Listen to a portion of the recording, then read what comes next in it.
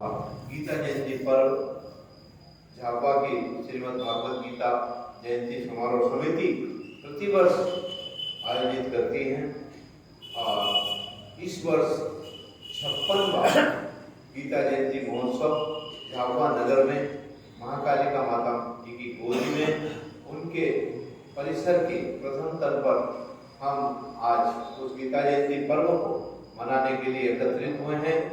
हमारे मध्य साध्वी पूज्य विद्याश्री पुरी जी महाराज विराजित हैं। व्यासपीठ पर उनके मुखारविंद से हम गीता के ऊपर उनके प्रवचनों का लाभ लेंगे। आपको मैं थोड़ा सा आपके परिचय से अवगत करा दूं। आप पीएचडी हैं हिंदी साहित्य में। आपका पूरा नाम डॉक्टर श्री विद्याश्री पुरी हैं और पंच दशनाम जूना अखाड़ा उज्जैन से आप हैं। वर्तमान में आप इंदौर में निवासरत हैं। दक्षिण से आपने ज्योतिष की विद्या का अध्ययन किया है। दक्षिण भारत से शिक्षा आपने इंदौर में, काशी में और दक्षिण में प्राप्त की है। आप पीएचडी एमबीए हैं और पीएचडी आपने हिंदी साहित्य में की है। आपने समस्त पुराणों का अध्ययन किया है तथा समस्त पुराणों पर जो हम सुनते आए हैं शास्त्रार्थ, तो आप समस्त पुराण वेदांत पर भाष्य कर सकते हैं।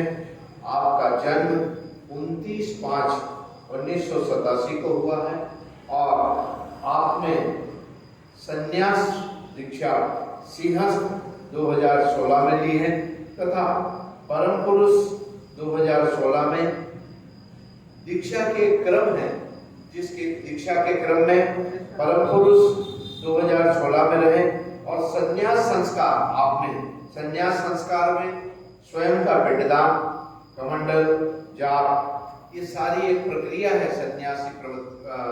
सन्यासी परंपरा की। उसका आपने पालन करते हुए अपने स्वयं का पिंडदान कर 2021 में आपने संन्यास संस्कार प्राप्त किए हैं। और जैसा कि आपको विदित है, अवधेशानंद जी महाराज जी को सभी जानते हैं। आपने इस प्रकार की समस्त दीक्षा अवधेशानंद जी महाराज जी के सानिध्य में प्राप्त की है। अत्यंत प्रसन्नता का विषय है। हमारे मध्य आज विराजित है और हम उनके मुखारविंद से आज प्रवचन का लाभ लेंगे। 8 से 10 हमारा ये प्रवचन का समय है। गीता जयंती समारोह समिति की ओर से, झाबुआ नगर की ओर से आपका प्रथम प्रवेश पर हृदय से झाबुआ नगर की ओर से आपका हम स्वागत करते हैं। गीता जयंती समारोह समिति की ओर से भी आपका कोटि कोटि सम्मान करते हैं और आप भविष्य में भी यहाँ पधारते रहें, हमारी ऐसी कामना है। लेकिन अभी हम आपके प्रवचन का लाभ लें। माइक में पूज्यश्री को सुपुर्द करो। उसके पहले एक बार हम गीता महारानी की जय, राजा रामचंद्र भगवान की जय, हनुमान जी महाराज की जय, कृष्णचंद्र भगवान की जय, व्यास जी महाराज की जय, बोलो सत्य गुरुदेव की जय।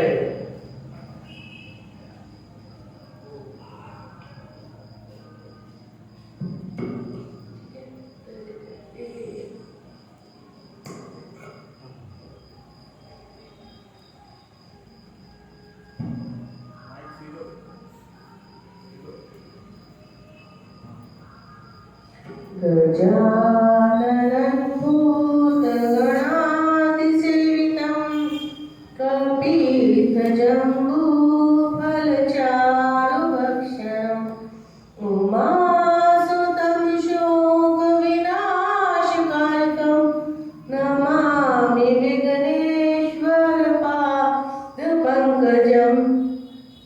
मूकं करोति वाचालं पंगुं लंघं गिरिं यत्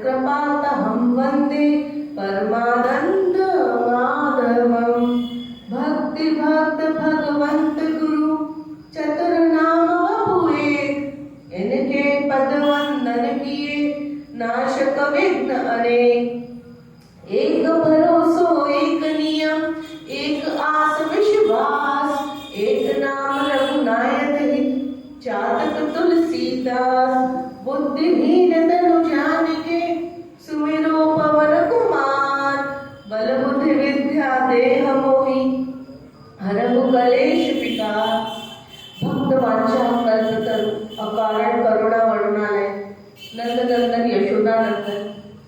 हम सबके जीवन आधार इस पूरे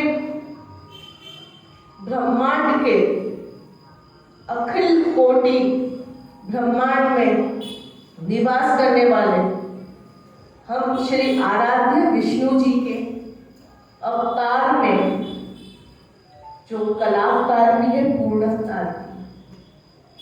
हम श्री कृष्णचंद्र भगवान के जीवन पे आधारित एक घटनाक्रम जो कि उनकी 80 की आयु में जो संभव हुआ था, जब कृष्ण जी 80 वर्ष के थे, जब यह घटनाक्रम हुआ था।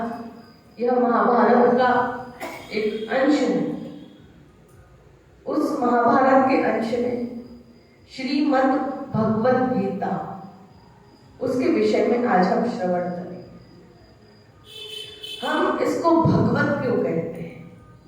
पहली बात, ये सबको पता है कि अर्जुन और कृष्ण जी के मध्य क्या संवाद हुए, पर इसकी रूपरेखा क्या बनी है? ये भागवत का हमको सर्वप्रथम अगर हम प्रवेश कर रहे हैं तो हमको इसके रूप को जानना है, इसके स्वरूप को जानना है, इसका वास्तविक अर्थ क्या है। जब तक हम भागवत गीता को समझेंगे नहीं तो हमको उसके भले आप उसमें शांति योग देखो, संन्यास योग देखो, समझ में नहीं आने वाला। वो बस उसमें यही आपको प्रश्न उत्तर दिखेंगे। अर्जुन पूछ रहे हैं, कृष्ण जी उत्तर दे रहे हैं, संजय वहां पे बैठे बैठे उनको निर्देश दे रहे हैं धृतराष्ट्र को। बस आपको वही समझ में आएगा। पर पहले हमको इसका भागवत गीता का मूल हमको पता करना है। एक बीज होता है ना, बीज जब अंकुर फूटता है तो उसको सर्वप्रथम जल की आवश्यकता होती है। जल के साथ उसको मिट्टी भी चाहिए, मिट्टी के साथ उसको हवा भी चाहिए जिसको ऑक्सीजन कहते हैं, और उसके साथ में उसको सूर्य की किरणें भी चाहिए। एक बीज को पनपने के लिए पंच महाभूत की आवश्यकता होती है। तो ऐसे ही प्रत्येक वस्तु को समझने के लिए उसके मूल आधार की हमको आवश्यकता होती है। पर इसका मतलब ये नहीं कि गीता को समझने के लिए हमको पंच महाभूत वायु और निजल पृथ्वी की आवश्यकता होगी, उसकी भी जरूरत होगी। गीता मात्र केवल एक ग्रंथ नहीं है, कोई पुराण नहीं है, ये वेदों का सार है। तो वेदों के सार को समझने के लिए कोई पर्व विशेष हुआ था। कब? अघन मास के शुक्ल पक्ष की एकादशी, मोक्षदायिनी एकादशी के दिन यह संवाद प्रारंभ हुआ था। इसके बाद में युद्ध भी हुआ। ये संवाद कितने दिन चला, स्मरण है कुछ?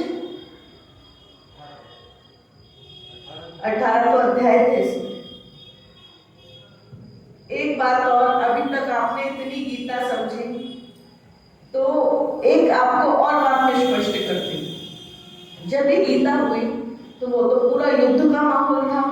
हाँ, सब धनुर्धर, चक्रधर, गदाधर और घोड़े, खच्चर, यहाँ पे द्रोणाचार्य जी, यहाँ पे कृपाचार्य जी और यहाँ पे भीष्म पितामह, ये इतना सब कुछ होने के बावजूद भी इतनी अच्छी गीता कैसे उत्पन्न हुई?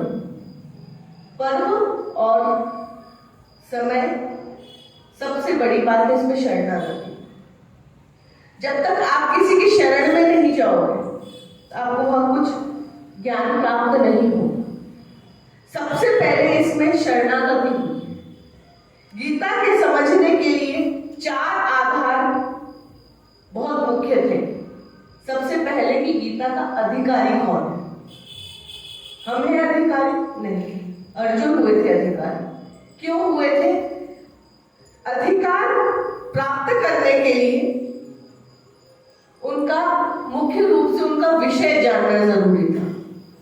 कि गीता पे हमको समझने के लिए विषय वस्तु को समझना जरूरी है। जो 18 अध्याय है इसमें अलग अलग योग है, तो इनको हमको समझना अति आवश्यक है।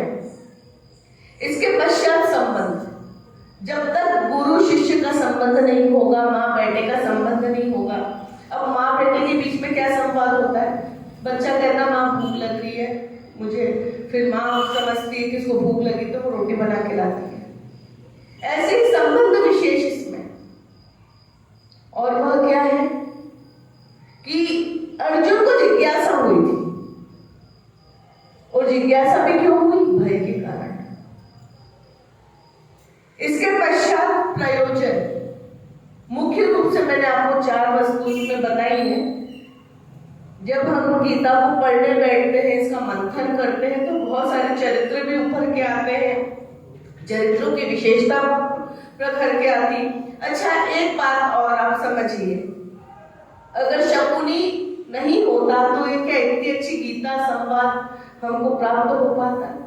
पर हम उसको नेगेटिव कैरेक्टर देखते हैं कि शकुनी ने छल से वह पूरा का पूरा खेल रचा और उसके बाद पांडवों को हराया, पांडवों को हराने के बाद ये सब। तो इसमें कहीं ना कहीं तो शकुनी भी बहुत ही मुख्य पात्र है महाभारत के अंतर्गत।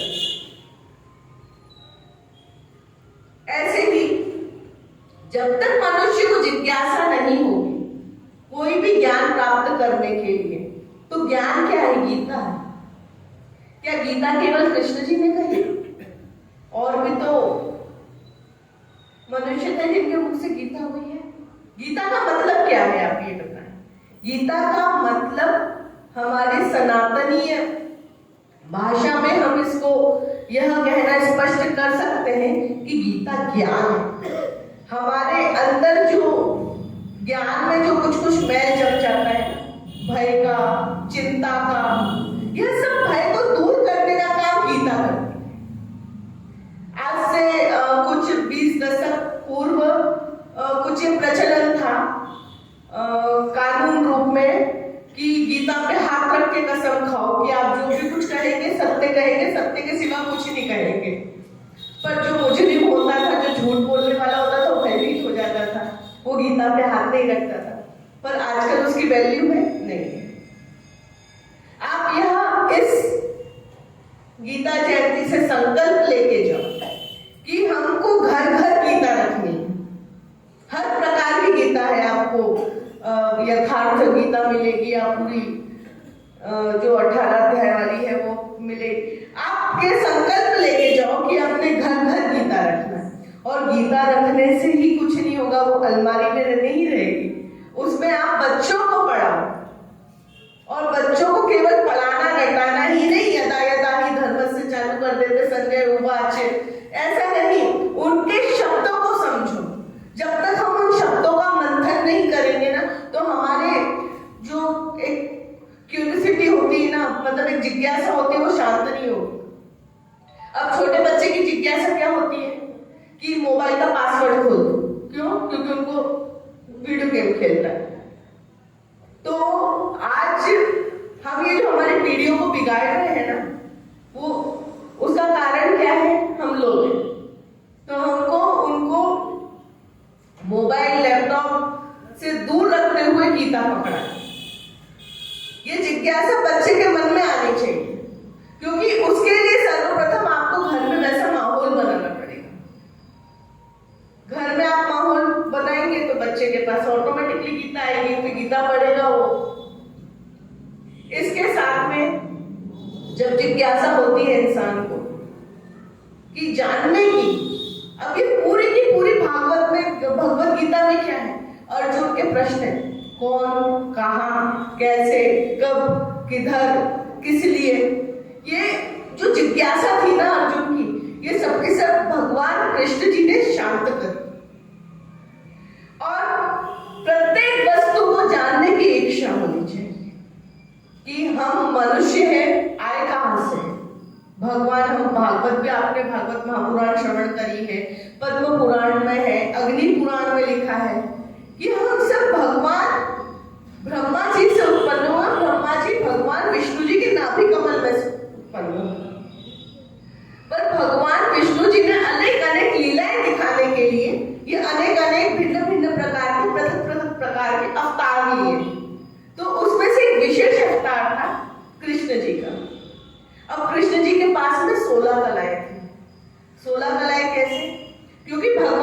कृष्ण जी का जो जन्म था ना, वो चंद्रवंश में हुआ था और भगवान रामचंद्र जी के पास में 12 कलाएं थी, क्योंकि उनका जन्म सूर्यवंश में हुआ था। अब ये भी स्पष्ट कर दें, क्योंकि सूर्यवंश में अवतार हुआ था तो सूर्य की 12 कलाएं, कैसे 12 संक्रांतियां होती है ना, पर हम तो केवल मकर संक्रांति जानते हैं, है ना। मकर संक्रांति जैसी वृश्चिक संक्रांति, मेष संक्रांति, अलग अलग संक्रांतियां होती है। ऐसे ही भगवान रामचंद्र जी का सूर्यवंश और यहाँ पे कृष्ण जी का चंद्रवंश। तो चंद्र की 16 कलाएं होती है, प्रतिपदा से लेके अमावस्या तक। अब यहाँ पर जब हमको जानने की इच्छा प्रकट हुई तो हम किसी से तो पूछेंगे, हम किसी बड़े अग्रजनों से तो पूछेंगे कि ऐसा ये क्यों हो रहा है, किस लिए हो रहा है, इसका क्यों भेद है, हम गीता जयंती क्यों मना रहे हैं, क्योंकि हम उस परंपरा को जीवित रख सके कि जिस प्रकार से महर्षि वेदव्यास जी ने यह जो महाभारत लिख दी, उसके अंतर्गत क्या था कि कृष्ण जी ने और अर्जुन के सारे संशय दूर कर, हमको उसमें प्रवेश करना है।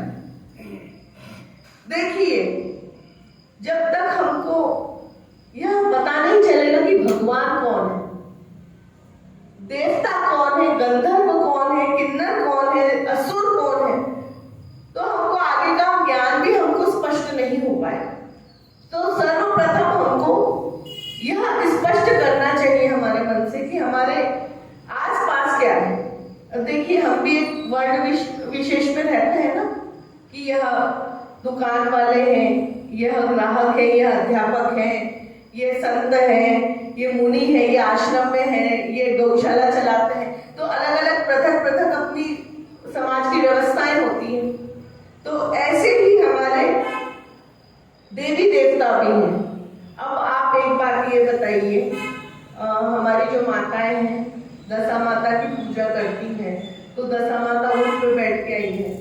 अब उस दिन अगर शेरों वाली को बुलाएंगे तो शेरों वाली को तो शेर पे बैठ के आएगी। तो पृथक पृथक हमको भगवानों की भी तो वैल्यू पता करनी चाहिए। कृष्ण जी के पास ज्ञान है ना, रामचंद्र जी के पास में अस्त्र शस्त्र है, मतलब धनुष बाण है उनके पास में, भगवान शंकर जी के पास में त्रिशूल है। तो पहले हमको भगवानों का भी रूप स्वरूप जानना जरूरी है, उसके बाद ही हम कुछ आगे इन देवी देवताओं के चरित्र को समझ पाएंगे। तो किसी से समझना, सुनना, मनन करना, चिंतन करना, यही ज्ञान की एक पौड़ियां है जिसको सीढ़ी बोलते हैं। अब आप लोगों को सुनना है, श्रवण करना है, तो आपने मन में चिंतन किया कि हम क्या सुने। अनेक हमसे भी पूर्व अनेक संताएं होंगे, उन्होंने भी बहुत ज्ञान आपको दिया होगा, पर यहाँ पर जो मनन चिंतन है, जब तक अर्जुन के मन में जिज्ञासा नहीं फूटी थी, और मैंने पूर्व में भी निवेदन किया है, तो उस स्थान पे जहाँ पर बहुत से घोड़े हैं, वीर योद्धा है, अस्त्र शस्त्र चल रहे, पर उस स्थान पे कैसे संभव हो गया कि कृष्ण जी ने इतनी सुंदर गीता का उपदेश अर्जुन को सुनाया? क्योंकि अर्जुन के मन में जिज्ञासा थी। आपके मन में जिज्ञासा होगी तभी आप किसी विषय वस्तु के बारे में सुनेंगे। आजकल की जो पीढ़ियां हैं, किसी को डॉक्टर बनना है, किसी को इंजीनियर बनना है, किसी को किसी प्रकार का एंट्रेंस एग्जाम देना है, तो क्या होता है, वो पढ़ने लगता है कि इसका क्या होगा, उसका क्या होगा। आजकल तो बहुत अच्छी सुविधा है गूगल पे आप डालो, उसके विषय में सारी विषय वस्तु आ जाएगी। तो उससे भी थोड़ी जनरेशन आगे बढ़ रही है। तो जब तक आपके मन में जिज्ञासा नहीं होगी, आप भले कैसे भी स्थान में बैठे रहो। एक पढ़ने वाला व्यक्ति कितने भी हल्ला हो, कितना भी कुछ असुविधा हो, वो ज्ञान प्राप्त कर ही लेगा, क्योंकि उसका टारगेट एक है और नेक है। अच्छा, एक आप भिखारी को देखो, आपके पास भिखारी आएगा भीख मांगने के लिए, आप मना कर दो, पर फिर भी उसका मनोबल नहीं, वो दूसरे से के पास जाके भीख मांगे, पर भीख मांग लेगा। और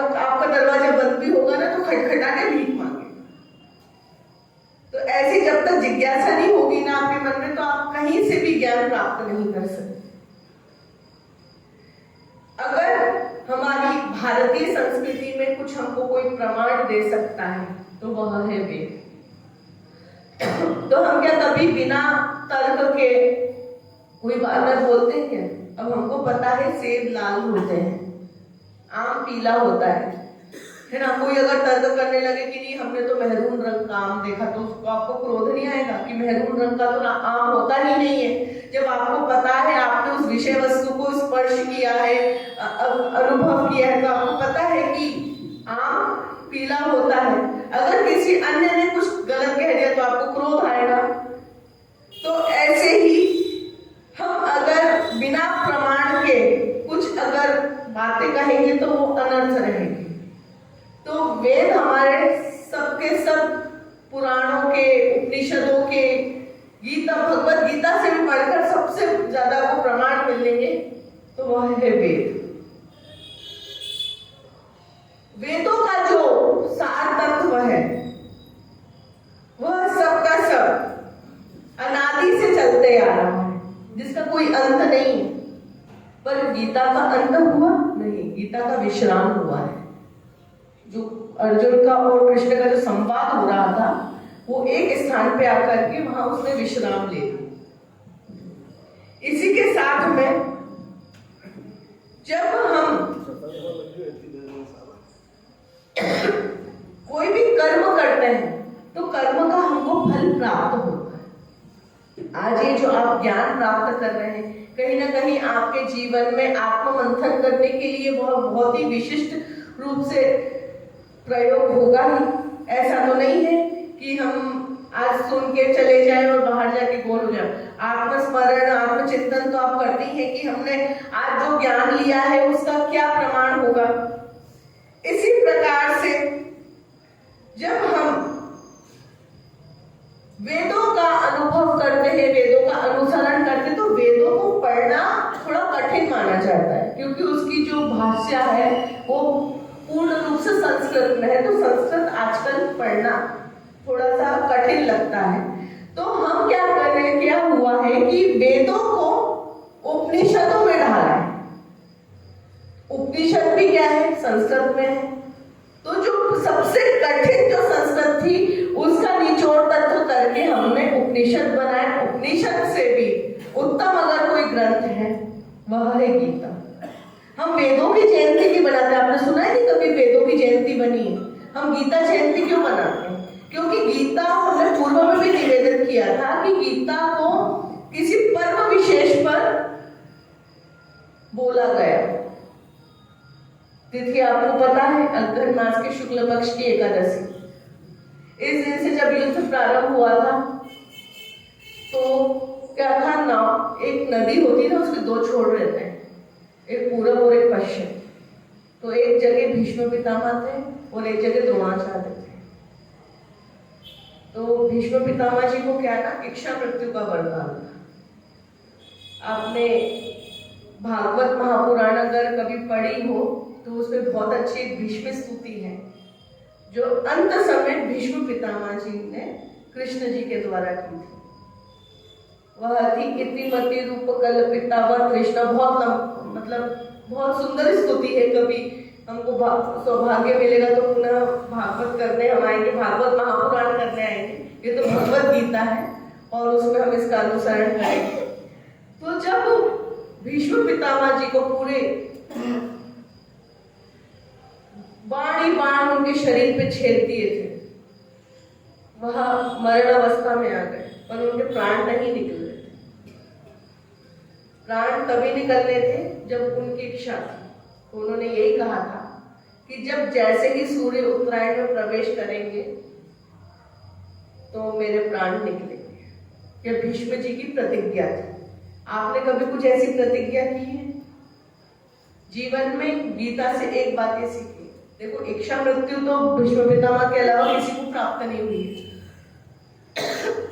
पर हम कुछ ना कुछ प्रतिज्ञा जीवन में ले सकते हैं कि हमको सनातन धर्म को सुधारना है। यह जो छोटी छोटी त्रुटियां और छोटे छोटे जो समस्याएं जो आ गई समाज में इसको हमको सुधारना है। सर्वप्रथम आप सबके सब ये संकल्प लेके जाओ इस गीता पढ़ने के पश्चात कि अब हमारे बच्चों को हम कॉन्वेंट स्कूल में नहीं डालेंगे। चाहते हो आप अपने बच्चों को डॉक्टर इंजीनियर बनाना, तो अन्य संस्थाएं भी हैं, तो उसके माध्यम से भी आप उनको आगे बढ़ा सकते हैं। पर सनातन धर्म को की जो एक नींव है ना, इस पे आप पाँव रखे रखें। देखिए, सनातन धर्म ही हमको हमारे आजकल संस्कारों से जोड़े रखता है। आज स्थिति यह हो गई है सनातन धर्म की, इस वर्ष दिवाली पे हमने देखा कि पहले माँ बाप तीर्थ यात्रा करने जाते थे, आजकल बच्चे लोग माता पिता के यहाँ पे दीपावली ऐसे मनाने आते हैं कि जैसे उन्होंने पता नहीं कितने 50 तीर्थ नहा लिए। ये बहुत गलत है। इसको आपको सुधारना है अपने समाज में कि अपने बच्चों को इतने दूर भी ना भेजो कि वो कुछ समय के लिए, कुछ क्षण के लिए आपके साथ रहे। देखिए, कृष्ण जी ने भी अपनी माँ यशोदा की सेवा करी, देव की माँ की सेवा करी। जब वनवास हुआ था ना पांडवों को, तो उन्होंने अपनी माँ कुंती को नहीं छोड़ा था। नहीं तो वो तो ये भी कह सकते थे कि आप अलग रहो, हम वनवास लेके आते हैं। जब तक माता पिता का साया रहता है ना आपके जीवन में, जब तक उनके आशीर्वाद की छत्र छाया सदैव बनी रहती, वह दूर नहीं होती। तो ये हमको सनातन संस्कृति से बहुत कुछ हमको सीखना है। तो देखिए, वेदों का प्रमाण जो है वह सबका सब भगवत गीता में। और आगे का क्रम ऐसा है कि जो भगवत गीता में कृष्ण जी ने कहा है वह रामायण में अपने आप हुआ है। क्योंकि हमने रामचरितमानस नाम सुना है ना, तो राम जी का चरित्र क्या है? आदर्शवान। उनके जीवन में इतना कुछ कर्म पूरे पवित्र रहे हैं, इसलिए हम रामचरितमानस कहते हैं। जो इस भगवत गीता में कृष्ण जी ने कहा है वह रामचरितमानस में हुआ था। और जो पूरे के पूरे रामचरितमानस के अंतर्गत जो उसका सार तत्व है वह सुंदरकांड के अंतर्गत है। और सुंदरकांड की भी अगर आप सारांश तत्व देखो तो वह सबका सब आपको हनुमान चालीसा में प्राप्त होगा। कब इसका मनन चिंतन मंथन करके देखना। जो पूरी की पूरी सुंदरकांड है ना, वो एक सूक्ष्म रूप हनुमान चालीसा में आपको प्राप्त होगी। और चलो ठीक है, अगर आप हनुमान चालीसा भी अगर आप नहीं पढ़ सकते तो 2 अक्षर के बहुत ही सुंदर एक नाम है। वो क्या नाम है?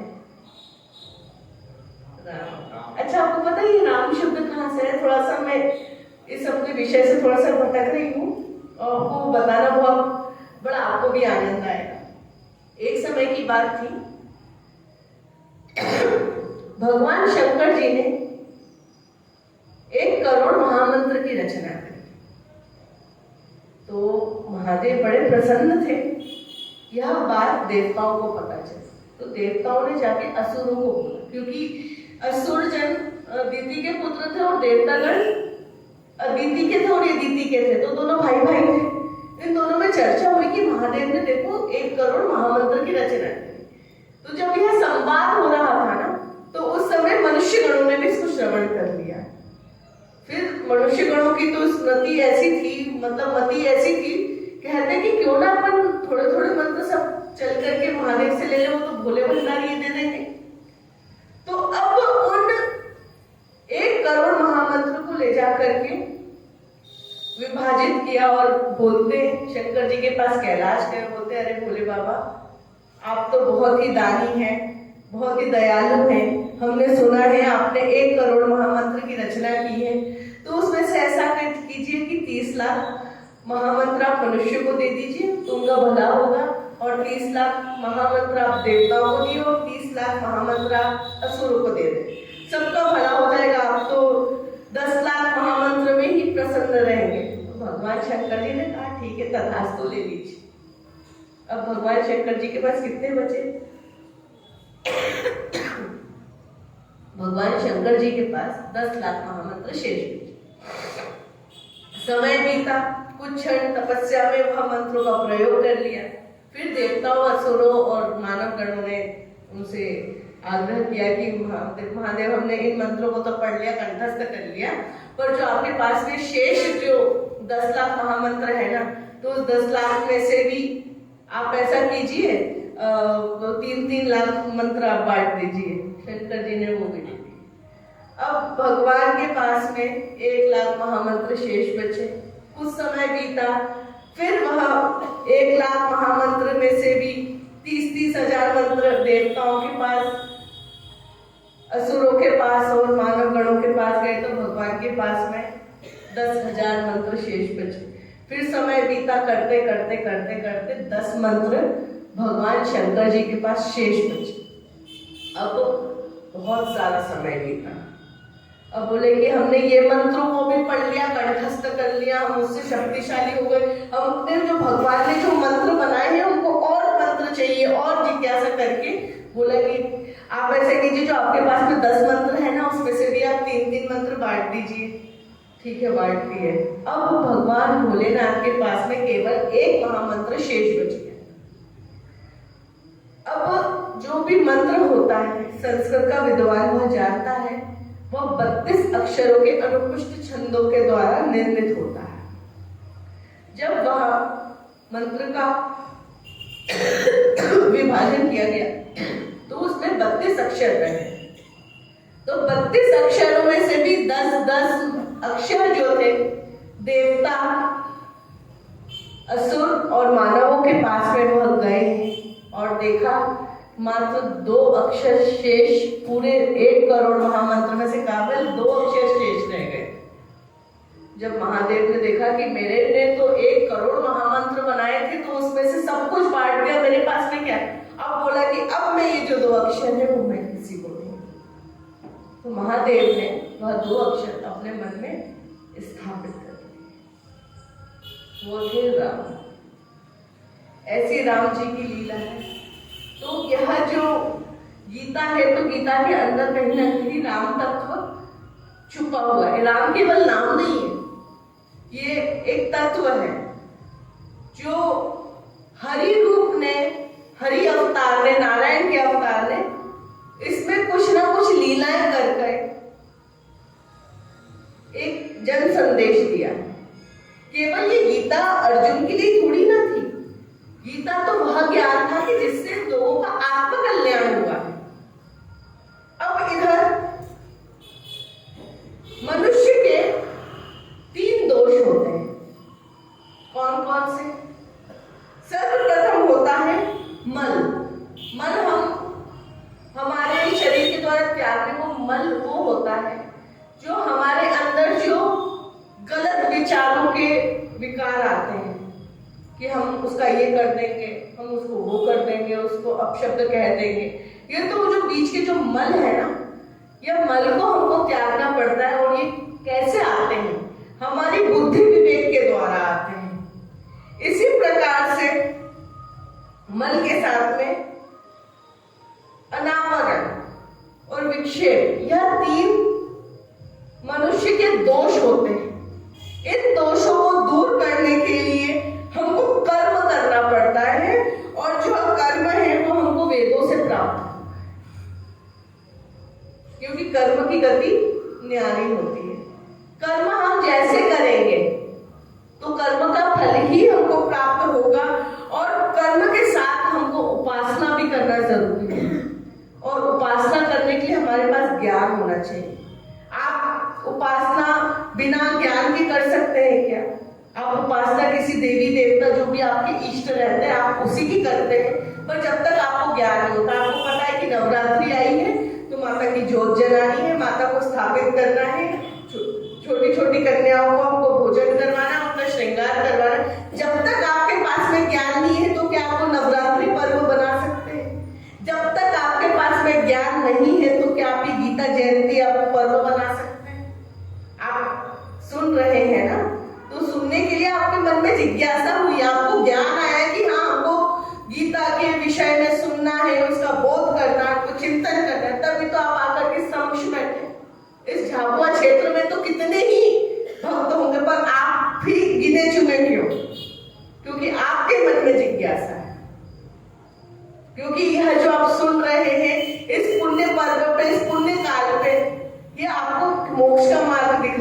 इसका मतलब ये नहीं कि गीता ज्ञान सत्र हुआ फिर ऊपर से विमान आया आप चले गए, ऐसा नहीं। पर आपके जो मन के अंदर के जो गलत विचार है, मन है, विक्षेप है, वह सब क्षय होते जाए। आज हम कुछ भी घर में कार्य करते हैं तो हमको भय लगता है कि हाँ हमने झूठे मुंह अगर किसी वस्तु को छू दिया तो उसमें दोष लगेगा। हम कुछ भी कार्य करने के पहले भयभीत हो जाते हैं, होते ना। हम किसी का भी कुछ गलत नहीं कर सकते, हमारे मन में विचार नहीं आ सकते। राम जी की भी एक गीता है, आपने कभी पता है राम जी की क्या गीता है? हमारे जो अभी आदरणीय जी ने जो कहा कि हमने जो पीएचडी की है तो हमने करी है हिंदी साहित्य से।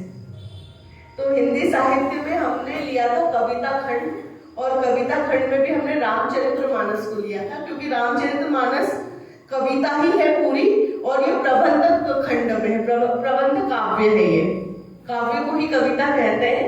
तो इसके अंतर्गत हमारा जो प्रथम जो उसमें हमारी यूनिवर्सिटी में हमसे 3 थीसिस सबमिट करवाए थे। तो पहला जो था वो मेरा था कि मानस अंतर्गत 27 स्तुतियां, और अभी एक मेरी किताब का कार्य चल रहा है वो है करुणा निधान की अरण्य स्मृति। मतलब भगवान रामचंद्र जी कहाँ कहाँ गए और 12 वर्ष उन्होंने के साथ में क्या क्या घटनाएं घटी, क्योंकि 12 वर्ष तक तो सीता जी उनके साथ ही थी। कौन कौन से ऋषि मुनियों से मिले, सुतीक्षण मुनि से मिले, अत्रि आश्रम आए, और चित्रकूट में क्या क्या उन्होंने कर्म किए। तो एक राम जी की भी गीता है। आपने अरण्य कांड अंतर्गत कभी श्रवण किया है? प्रथम भक्ति संतन कर संगा, दूसरी रति मन कथा प्रसंगा, गुरुपद पंकज सेवा, तीसरी भक्ति अमान, चौथी भक्ति मन गुणगन, करहि कपट तजितान। यह राम जी की गीता है जो राम जी ने शबरी को सुनाई थी। 9 प्रकार की नवता भक्ति, नवता भक्ति का नाम सुना है ना? तो यह जो ज्ञान दिया है ना राम जी ने सबरी को, तो वह राम जी की गीता है। ऐसी लक्ष्मण की गीता भी है।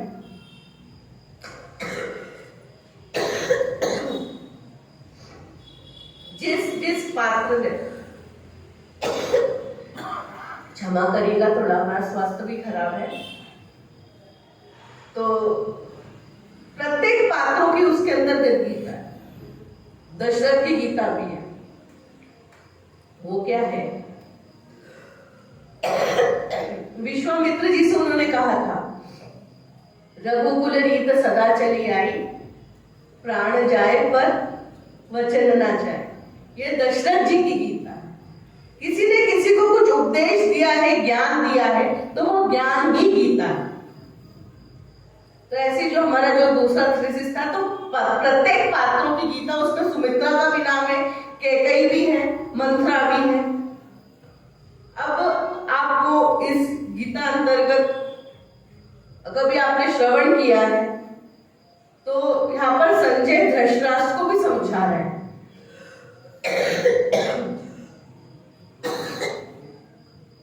इनको समझा रहे हैं कि ऐसा वहां पर रचना हो रही है, ऐसे वहां पे कृतियां हो रही है, ऐसी वहां पे कलाएं हो रही है। यहाँ पर अर्जुन यह कृष्ण जी से सुन रहे हैं, पर यहाँ पर बताने वाले भी, क्योंकि उनको भी, धृतराष्ट्र को भी तो जिज्ञासा हुई ना कि वहां पर क्या चल रहा है। जब तक आपके जानने की इच्छा नहीं होगी तो वो ज्ञान आपको प्राप्त नहीं होगा। और प्रत्येक ज्ञान गीता है। हमारी माताएं भोजन बनाती है, तो वो भोजन बनाने का भी ज्ञान उनको किसी उनकी अग्रजा से प्राप्त होता है, या कोई बड़ी उनकी बुआ चाची, तो वो ज्ञान को प्राप्त कर रही, तो वह भी एक माध्यम है गीता का। जब तक हम ज्ञान नहीं लेंगे तो हम उपासना नहीं कर पाएंगे। और उपासना जो हम करते हैं, आप जो अपना नित्य कर्म करते हैं, प्रतिदिन उठते हैं, प्रतिदिन अपना पूजन पाठ करने के बाद भोजन करते हैं, भोजन में आप सात्विक आहार लेते हैं, दान पुण्य करते हैं, तो ये जो आप दान कर रहे हैं, कर्म कर रहे हैं, यह आपको सब का सब उपासना से प्राप्त होगा। तो वेदों में जो कर्म, उपासना और ज्ञान बताया है, वही मनुष्य का निराकरण करते हैं। तो यह मुख्य रूप से गीता का समझने के लिए गीता का रूप है। अब गीता का रूप अलग, स्वरूप अलग। तो स्वरूप क्या है? शरणागति लेना। जब तक किसी विद्यार्थी को ज्ञान प्राप्त करने की जिज्ञासा नहीं होगी तो किसी के पास जाकर के ज्ञान नहीं ले सकता। नहीं तो क्या होता है, टीचर स्केल देते हैं, पेरेंट्स को कंप्लेन करते हैं कि आपका बेटा पढ़ नहीं रहा, पर बेटे को भी तो मन होना चाहिए। क्योंकि क्या होता है ना, हम जब तक किसी को जिस क्षेत्र में नहीं छोड़ेंगे उसको वैसा माहौल नहीं मिलेगा। देखो, माँ है, बच्चे को जन्म देती है, उसको आगे माँ के ऊपर, संस्कारों के ऊपर निर्भर रहता है कि उसको पुत्र बनाना है, बेटा बनाना है कि लड़का बनाना है। पुत्र वो जो माँ की सेवा करे, माँ का आज्ञाकारी हो। लड़का कौन? जो माँ अगर संपत्ति नहीं दे तो वो लड़ के लेवे, वो लड़का। और बेटा कौन?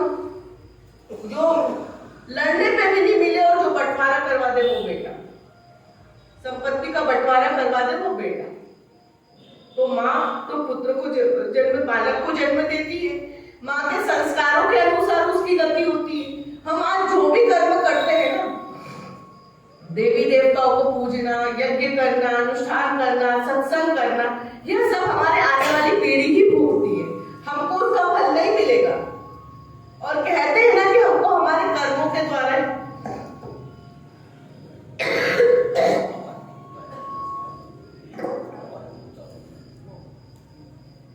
हम ये कहते हैं कि हमको हमारे कर्मों का फल मिलेगा, कर्मों से हमको स्वर्ग मिलेगा कि नर्क मिलेगा।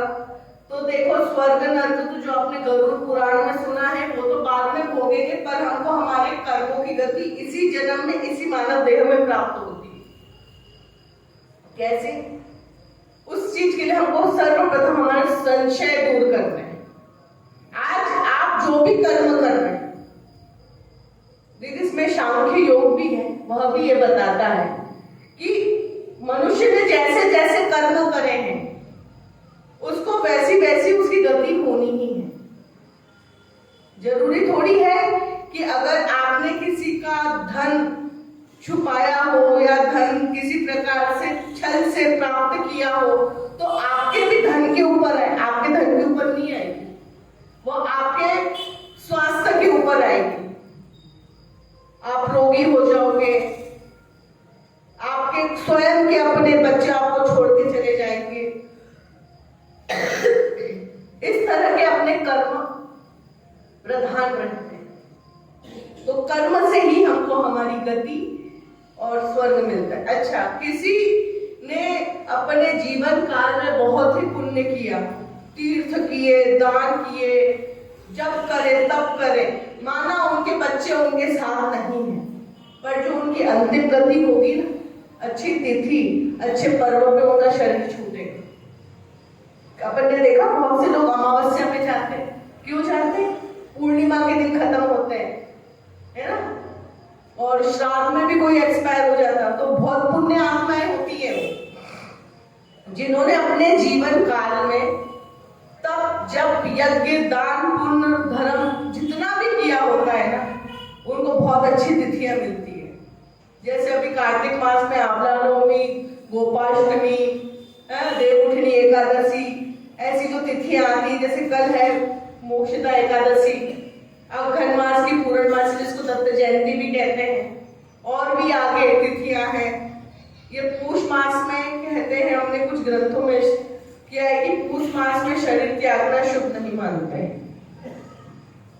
जो पापी रहता है वो पूष मास में उनका शरीर जाता है, तो उसके निवारण के लिए उनके जो भी पुत्र पुत्र आदि रहते हैं वो सब शय्यादान जो हम करते हैं इसमें गरुड़ पुराण में सुनने के पश्चात, तो वो सब प्रक्रिया उसमें होती है।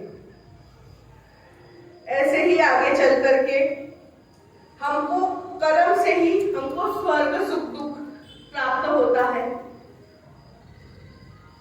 अब देखा कि कोई व्यक्ति पैरालिसिस में 7 वर्ष से पड़ा हुआ है, उसके बच्चे सेवा कर रहे हैं, तो वो ऐसे ही थोड़ी ना बिस्तर पे पड़ा हुआ है, उसके पूर्व के कर्म थे। वो उसने अपने पड़ोसी से लड़ा था, अपने मुख से उसने अपनी जिह्वा जो भगवान का राम नाम सब कीर्तन करने के लिए प्राप्त हुई, तो उसी जिह्वा से उसने दूसरों को गाली दी, तभी उसकी भगति हुई कि वो उस जीवान से बोल नहीं पा रहा। देखा किसी को हमने लंगड़े हो जाते हैं, जो इस जन्म में जो जैसा कर्म करेगा, किसी का घर तोड़ेगा या किसी का वाहन गिराएगा, तो उसको अगले जन्म में उसको पैर प्राप्त नहीं होगा। किसी का आप स्थान छीनोगे तो आप पैर से लाचार हो जाओगे। देखा आपने कुछ कुछ माइयों को, वो ऐसे ऐसे करके चलती हो, क्यों चलती है? उनके कर्म पूर्व के खराब रहते। तो हमको गीता यही सिखाती कि हमको हमारे प्रत्येक कर्म, प्रत्येक विचार, प्रत्येक सोच हमको पवित्र रखनी।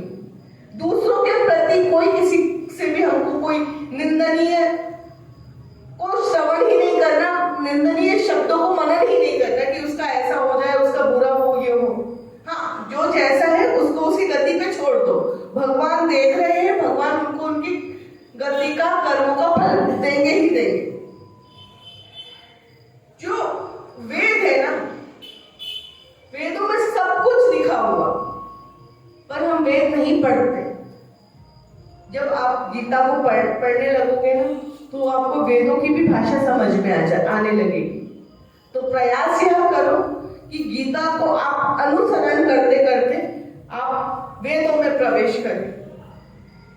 अब गीता के अंदर ही सारा सार तत्व है, मात्र 18 अध्यायों के अंतर्गत। हमने पूर्व में निवेदन किया था, कब, क्या, क्यों, कहां, कैसे, आदि आदि शब्द इसमें प्रस्तुत है। इनकी जिज्ञासा थी अर्जुन की, जो भगवान कृष्ण जी बताते हैं। अब इधर गीता को हम केवल ग्रंथ मात्र नहीं मानते, हमने पहले भी आपसे निवेदन किया है। गीता को समझने के लिए हमको गंभीरता आवश्यक है। गंभीर होकर हमको एकाग्रचित होकर के हमको इसको अनुसरण करना है। आपने देखा था, आपने पहले भी सुना है कि कुरुक्षेत्र में जहां पर इतना शोर हो रहा है, इतना भय का माहौल है, गीता हुई और गीता किसने सुनी? अर्जुन ने। तो क्या मैंने भी पहले अभी उस क्षेत्र से मैं थोड़ा भटक गई थी, तो उस जो अर्जुन जो था, अर्जुन कौन है? आपने पहले अर्जुन का परिचय दीजिए। अर्जुन का स्वयं में परिचय क्या है? अर्जुन इंद्रपुत्र है ना? तो इंद्रपुत्र होने के साथ में उन्होंने इतने बड़े भगवान के पास गए और उनको भी अपना सारथी के रूप में बनाया। और यह जो युधिष्ठिर थे, ये कौन थे? यह यम के अवतार थे। और भीमसेन थे, वह पवन पुत्र के अवतार थे। अब आपने श्रीमद् भागवत महापुराण के अंतर्गत एक कथा सुनी है कि अश्वत्थामा ने पांडव के पुत्रों की हत्या कर दी, है ना? तो पूरे पुत्र सो रहे थे, इनकी हत्या कर दी। इनको भी इनके कर्म का फल मिला। कैसे? एक थोड़ी सी कथा आती है, यह मार्कंडेय पुराण या स्कंद पुराण की कथा है, तो हमको भी इसको जानना जरूरी है कि इनको इनके कर्म का प्रभाव, फल कैसे प्राप्त हुआ। एक समय की बात थी, विश्वामित्र जी राजा हरिश्चंद्र के पास आए। अभी राजा हरिश्चंद्र कौन थे? रामचंद्र जी के वंशज, है ना, पूर्वज थे इनके। तो एक बार विश्वामित्र जी राजा हरिश्चंद्र के पास आए और कहते हैं कि आपने इतना बड़ा जो यज्ञ किया है, तो यज्ञ की आप हमें दक्षिणा दीजिए। तो विश्वामित्र के कहने पे राजा हरिश्चंद्र ने उनको जितना भी उनका धन कोष था वो दे दिया और कहते कि नहीं अब भी मुझे कम पड़ रहा है। तो ऐसा कहते कहते तो उनको उनका पूरा उनसे राजपाट छीन लिया। वो छीना नहीं था, एक उनकी मात्र केवल परीक्षा थी और भगवान हमारी भी परीक्षा लेते हैं। जब इनकी परीक्षा चल रही थी तो राजा हरिश्चंद्र जी एक चांडाल के घर कार्य कर रहे थे और इनकी पत्नी को किसी राजा के यहाँ पे एक दासी के रूप में इनको कार्य करना पड़ा और उसी अंतर्गत एक सर्प ने राजा हरिश्चंद्र के बच्चे के पैर पे अपना डंक मारा और उससे उसकी मृत्यु हो गई। और जब वह दासी अपने पुत्र को लेकर के शमशान में पहुंची थी तो राजा हरिश्चंद्र ने उनको पहचान लिया था कि तुम मेरी पत्नी हो, तो अब भले ही ये मेरा पुत्र है पर मुझे इसका कफन का जो कर है वो तो मुझे अपने को देना ही पड़ेगा, जो मेरे सेठ है उनको तो देना ही पड़ेगा, उससे मैं लाचार हूँ। तो बोले कि ये स्थिति अपनी कैसे हो? बोले विश्वामित्र जी के कारण हुई है, तो विश्वामित्र जी को मेरे को देना है और दक्षिणा कम पड़ रही है, मैं उन्हीं के लिए कार्य कर रहा हूँ। करते करते क्या हुआ था, ये जो 5 देवता हैं अश्विन कुमार, तो जो अश्विन कुमार है ना ये देवताओं के गुरु, देवताओं के वैदराज हैं। इसमें से एक का नाम नासत्य है और दूसरे का द्रस्त्र है। तो ये अश्विन कुमार, यम, इंद्र और पवन देव यह सब देख करके विश्वामित्र की इन्होंने हंसी कर दी थी। देखो तो कैसे ऋषि हैं, कैसे महात्मा हैं। एक राजा को तो एक उसके राज्य से निकाल दिया और जब उसका स्वयं का पुत्र जब मरण शैया पे पड़ा है तो उसके कफन के लिए भी यह ऋण कर मांग रहा है और कर देने में असमर्थ है। तो देखिए कैसा। तो जब विश्वामित्र जी को क्रोध आया था ना तो इन 5 देवताओं को उन्होंने श्राप दे दिया, जाओ तुम्हारी जन्म इस मृत्यु लोक पे होगा और तुम्हारी जन्म होते से ही तुम कुछ दिनों के पश्चात तुम मर जाओगे, तुमको इसका बोध नहीं रहेगा कि हमने मानव रूप क्यों धारण किया है। तो ये जो 5 देवता थे इंद्र, यम, अश्विन कुमार और पवन देव, इन्होंने ही पांडवों के 5 पुत्रों के रूप में जन्म लिया था। तो इसका श्राप किससे मिला था? विश्वामित्र जी से। अब कहते हैं यह जो इंद्र है ये इंद्र कोई देवता विशेष नहीं, एक इंद्र उपाधि है जिसके अंतर्गत पवन देव, अग्निदेव, वायुदेव, वरुण देव 5 देवता जिसमें शामिल हैं। तो यह जो इंद्र है तो इंद्र की पत्नी का नाम है शची। तो शची ने ही द्रौपदी के रूप में यज्ञ में से प्रकट हुई थी। तो इन्होंने विवाह किससे किया? इंद्र से किया। तो इंद्र के रूप कितने थे? 5 थे। तो इसलिए यह 5 पांडवों की पत्नी बनी। रूप एक है उनका इंद्र। कोई बोलते ना द्रौपदी 5 पतियों की पत्नी है तो वह गलत है, वो एक उनकी पदवी है। तो शची भी उनकी पदवी थी पर उनका जो रूप था वह द्रौपदी के रूप में प्रस्तुत हुई। ऐसे ही साथ में जो इनके जो द्रौपदी के जो 5 पुत्र थे यह वही देवता थे, देवताओं के अंश से ही अपने पुत्रों का जन्म हुआ जो कि विश्वामित्र जी ने जिनको श्राप दिया था।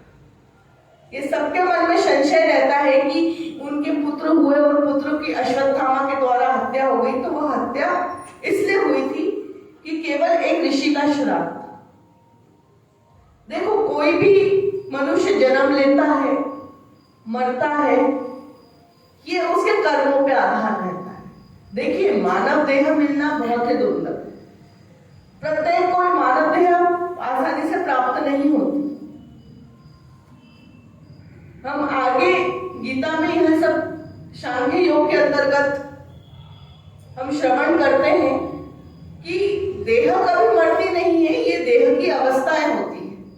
जैसे कि चींटी की अवस्था 5 दिन की होती है तो उसको चींटी की योनि में जन्म होता है। 5 दिन उसकी अवस्था के बाद वो शरीर छोड़ देती है, तो वो शरीर पंच तत्वों में लीन हो जाता है।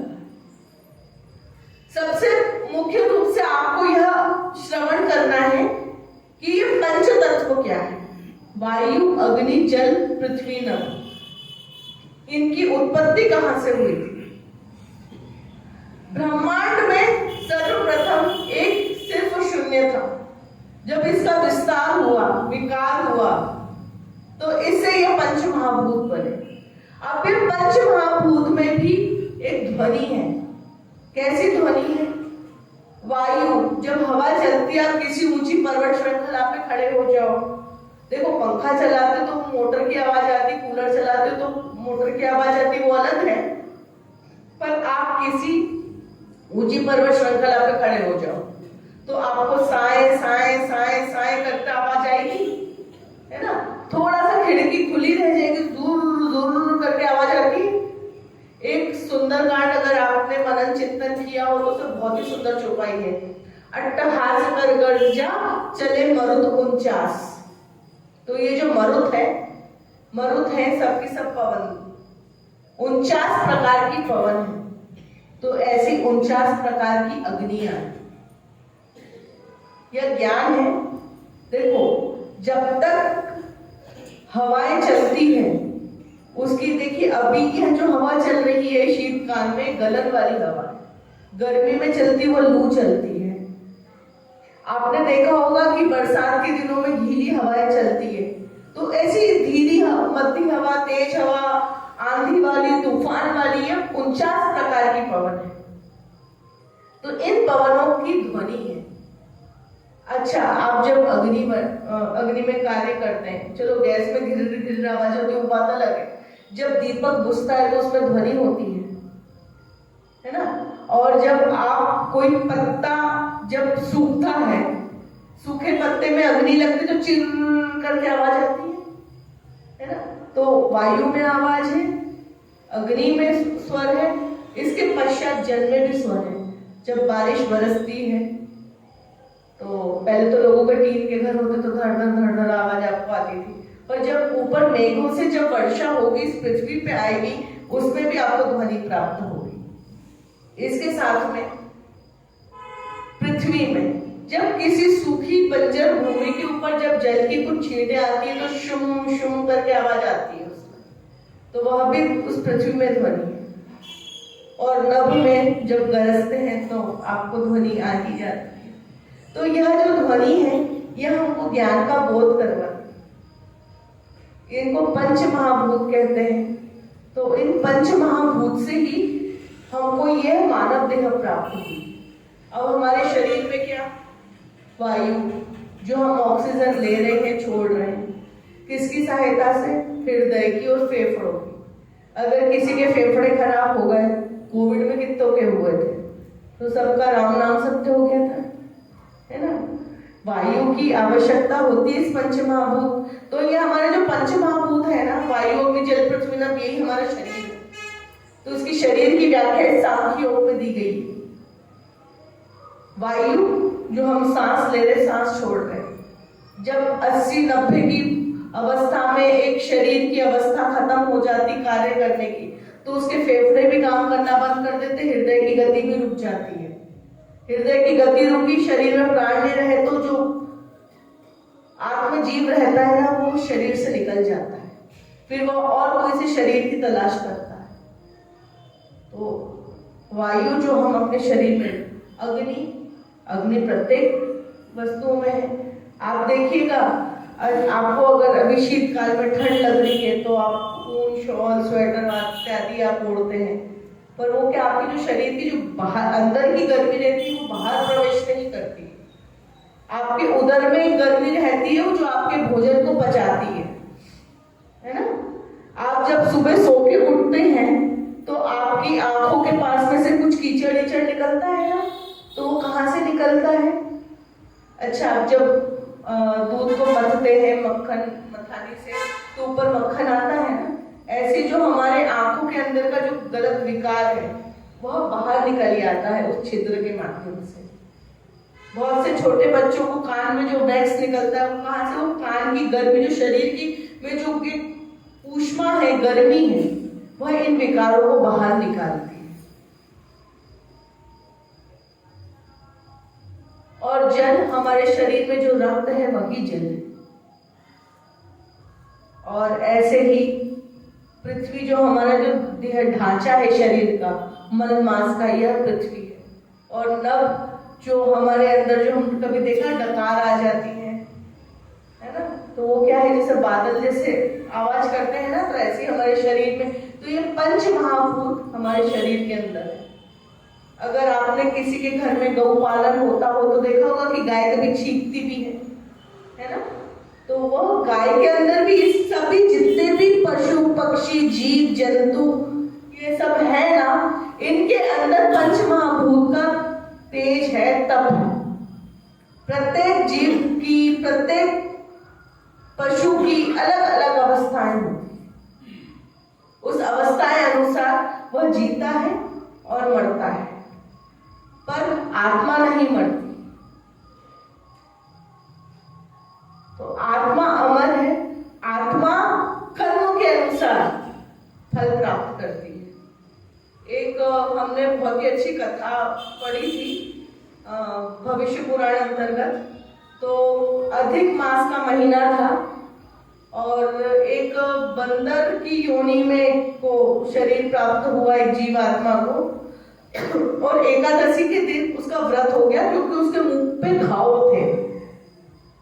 तो वह उस घाव के कारण कुछ भी वो अन्न जल ग्रहण नहीं कर पाया, उसके शरीर का मोक्ष हुआ और वो सीधे विष्णु लोक में गया। क्यों? क्योंकि उसने एक पुण्य कार्य उस देह में कर लिया था। आपको पता है जब रामचंद्र जी जब वह सेतु निर्माण करवा रहे थे तो गिलहरी ने क्या किया था, उन छोटे छोटे गड्ढों को भर रही थी। तो उस गिलहरी की, जीव की उस योनि में भी उसने पुण्य कर्म किए ना। तो जो भी कोई जिस योनि को प्राप्त करके पुण्य कर्म करेगा तो उसकी गति वैसी है। अब मानव देह को हमने समझा, पंच महाभूत को हमने समझा, कितना आवश्यक हो जाता है एक मनुष्य को कर्म के आधार पर टिके रहना। ऐसे ही जब तक आपको सत्य का ज्ञान नहीं होगा, अच्छा हम ऐसे बहुत से कार्य भूल से कर बैठते हैं कि जो हमको नहीं पता है ना। हमको जैसे कि जूते पहन के कहाँ प्रवेश करना चाहिए, कहाँ प्रवेश नहीं करना चाहिए, हमको घर में कैसे रहना चाहिए, कैसे नहीं रहना चाहिए, ये ज्ञान तो हमारा नित्य कर्म का है ही, पर हम अगर इसमें भी कोई गलत कार्य कर देते हैं तो हमको दोष लगता और दोष तभी लगता है जब हमको इसका पता चल जाए कि हाँ ये काम करना गलत है, फिर भी हम करते, बोले आजकल कौन वहम करेगा, कौन क्या करेगा, उसमें हमको डबल दोष लगता है, फिर हम ज्यादा भोगते हैं। तो हमको कार्य ऐसे करें कि जिसको हमारी उसमें गति उत्तम हो। देखिए मानव देह जो मिला है ना, यह पुरुषार्थ करने के लिए मिला है, और पुरुषार्थ अगर आपको सीखना है तो आप दैत्यों, राक्षसों और असुरों से सीखो। ये तीनों अलग अलग कैटेगरी है ना। दैत्य अलग है, दानव अलग है और असुर अलग है। एक सुंदरकांड में चौपाई आती है, सुरसा नाम अहि के ही माता। तो जो सुरसा है ना वो असुरों की मां है ना। दैत्यों की माता दिति है और राक्षस अलग है। दैत्य, असुर और राक्षस तीनों अलग अलग कैटेगरी है। अब आप ये समझ लो, किसी के सिंह है, किसी के बाल है, किसी के बड़े बड़े दांत है। अब उसी रूप में उनको पिक्चराइजेशन कर सकते हैं। तो अगर आपको पुरुषार्थ करना सीखना है ना, तो दैत्यों का बहुत ही अच्छा उदाहरण है। कैसे? अब जो देवतागण है वह तो अपने स्वर्ग में बैठ के आनंद ले रहे हैं, पुष्प लगे हुए हैं, उधर फलों के बड़े बड़े वृक्ष लदे हुए हैं, अप्सराएं घूम रही है वहां पर।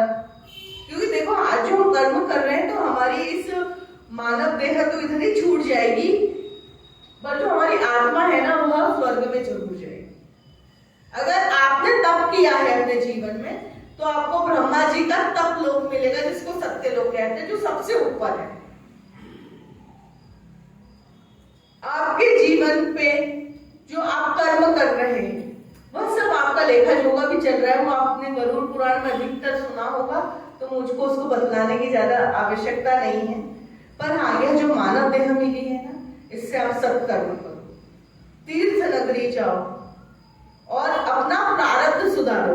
अब किसी के मन में अपेक्षाएं होती है कि आज हमारे घर में बच्चों का विवाह समय पे नहीं हो रहा है, समय पे बच्चे नहीं हो रहे हैं, कन्या हो रही, पुत्र क्यों नहीं हो रहा है, ये सब अपने कर्म है। इसके लिए हमको कोई अपनी पत्री या कुंडली दिखाने की किसी इनको जरूरत नहीं है कि हम किसी को जा रहे हैं, किसी झाड़ा फूका कर रहे, किसी से डोरा ले रहे। ये सब अपने कर्म है, जो कर्म के द्वारा ही आज हम भोग रहे हैं। क्यों, कैसे? आप अगर अपनी कुल देवताओं की पूजा नहीं करेंगे तो क्या आपका कुल वंश बढ़ेगा? कुल देवताओं की पूजा करेंगे तो आपके घर में समय पे विवाह होंगे और समय पे पुत्रों को पुत्र होगा, नहीं तो पुत्र ही पुत्रियां होती रहेंगी और ऋण होते जाएगा। आपको पता है दक्ष प्रजापति के यहाँ पे केवल कन्याएं ही थी, पुत्र भी थे, पर क्या हुआ था, उन पुत्रों को सबसे उत्तम संत का सत्संग प्राप्त हुआ। वो उत्तम संत कौन था? नारद। हम नारद को क्या कहते हैं, वो तो पत्रकार ही घर की बातें उधर करता है, नहीं, पर जो नारद जी थे ना, वो एक सही में बहुत ही उत्तम संत थे। और एक जैसे भगवत गीता है, एक ऐसे ही नारद भक्ति सूत्र है। अगर उसमें 84 सूत्र दिए गए हैं, अगर उन 84 सूत्रों को अगर आपने समझ लिया ना, तो आपको भक्ति किस रूप से करनी चाहिए वो आपको पता चल जाएगा। तो नारद जैसा कोई संत नहीं था। हमने आपसे पूर्व में निवेदन किया था कि माँ पुत्र को जन्म देती है, तो पुत्र को संस्कार के अनुसार उसकी वो तो बेटा बनता है, लड़का बनता है या पुत्र बनता है। ऐसे ही सत्संग से संत पैदा होते हैं। और संत का जन्म कैसे होता है, कहाँ होता है कि कहीं प्रवचन चलते रहते हैं और कहीं कोई 10 में से कोई एक के मन में भी बात बैठ जाए संत की, तो वह संत के पीछे पीछे बोलते गुरुजी चेला बनाना। अब एक मैं आपको मीराबाई की बात बतलाती हूँ। मीराबाई को बचपने से कृष्ण भक्ति का बड़ा शौक था। एक बार उनकी माँ ने ऐसे कह दिया कि तेरे पति तो यह गिरधर गोपाल है और कोई नहीं। तो छोटी सी बच्ची मीरा ने अपने मन में वह बात को ठहरा ली और जहाँ सत्संग होते वहां जाकर के कृष्ण जी के चरित्र को सुनती। और अंत में क्या हुआ, वो कथा आपको भी आगे पता है कि मीरा जी का जो शरीर है वो मंदिर में ही जाकर के विलुप्त हो गया। संतों की ऐसी महिमा रहती है कि संतों की सेवा से, संतों के वचनों से अपना जीवन तर जाता है। बस उनकी बातों को अपने हृदय में बिठा। संत कभी आपको गलत कहने के लिए नहीं कहेगा। अगर संत ने कहा कि हाँ जाओ आप जाकर के सेब खाओ, तो सेब आपके जो एप्पल रहता है तो वो आपके शरीर को स्वस्थ ही बनाएगा, गलत नहीं करेगा। क्योंकि देखिए एक कहावत हम हमारे गुरु से प्राय सुनते थे, हमारे गुरुदेव के बारे में क्या कहना, जितने शब्द कहे उतने कम है, कि बेटा संत बने हो लालच मत करना, क्योंकि लालची गुरु लालची चेला मिले नरक, मतलब नरक जो रहता है, और डेला ही डेला, डेला हम बोलते पत्थर को, पत्थर मिलते अगर लालच करोगे तो। और सत्संगी गुरु सत्कर्मी चेला मिले स्वर्ग और पेड़ा ही पेड़ा। अगर आपने किसी चेलों के सामने जाके सत्संग किया ना तो आपको स्वर्ग जैसा आनंद मिलेगा और पेड़ा आपको प्रसाद में भोग मिलेगा। अभी पेड़े खाने का तो समय नहीं है, खैर अभी केवल सत्संग, आप शब्दों को श्रवण करो तो ये जो सत्संग होता है ये संत को जन्म देता है। ऐसे ही जो ऋषि मुनि रहते हैं यह किसी न किसी वस्तु पे शोध करके आपके सामने कोई ना कोई बात प्रस्तुत करते हैं। इधर हम जो मानव देह के जो कर्म कर रहे हैं वह हमको उसी से गति प्राप्त होगी, इस बात का आप अनुसरण रखें। ऐसे ही आगे चल करके हम एक और इसमें बहुत ही सुंदर विषय है जो है हमारा कर्म, ज्ञान और संन्यास योग, ये जो चौथे अध्याय के अंतर्गत है। सबसे पहले तो अर्जुन का जो संशय था वो भगवान कृष्ण जी ने दूर किया। आज हम केवल आपको रूपरेखा बता रहे हैं और कल के सत्र में हम थोड़ा सा आपको इसमें उदाहरण देकर के डीप थोड़ा सा, क्योंकि आज समय भी कम है, तो यह सत्र अगर 21 दिन भी 51 दिन भी चले तो हम धारा प्रवाह आपके सामने बोलते रहे।